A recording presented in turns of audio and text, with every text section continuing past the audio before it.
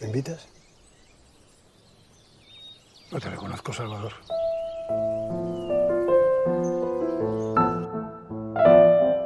Dans Douleur et gloire, Pedro Almodóvar nous raconte l'histoire d'un célèbre réalisateur mal d'inspiration qui se perd dans l'héroïne.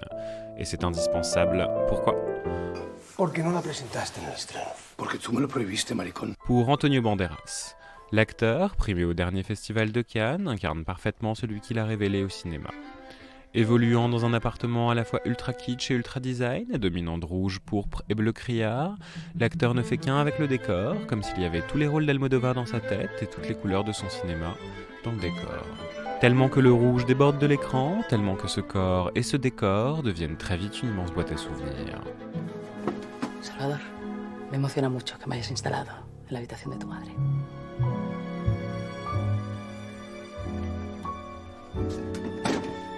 Le souvenir, justement, apparaît dans le présent à coups de shoot à l'héroïne, que ce soit celui de l'enfance, dans une maison troglodyte qui a un petit côté Jacquemus, mais où le citron est loin de coûter 1000 €.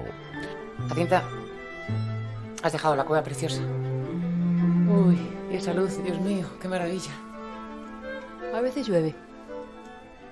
Ou le souvenir du premier amour qui débarque un soir sans prévenir, dans cette scène où les deux anciens amants sont stressés comme pour un premier rendez-vous, et qui finissent par s'effleurer le visage comme des petits chats au moment où il faut se dire adieu une deuxième fois. Buen viaje. Muchas gracias por venir, de verdad.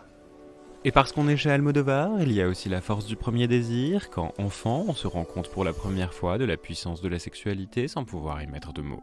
Ici, il s'agit d'un maçon en slip blanc, une sorte de Gaël Garcia Bernal qui aurait mangé Josh Hartnett, ou l'inverse, et qui se lave au milieu de la pièce, chose qui arrive assez peu sur un chantier dans la vraie vie. Pourquoi cette image ? Parce que la création n'est jamais vraiment autre chose que le jaillissement du passé et de l'exploration des premières fois, plus puissante et plus belle que toutes les autres, exactement comme la première montée d'héroïne. Jusqu'à en perdre connaissance, jusqu'à ne plus en pouvoir du beau.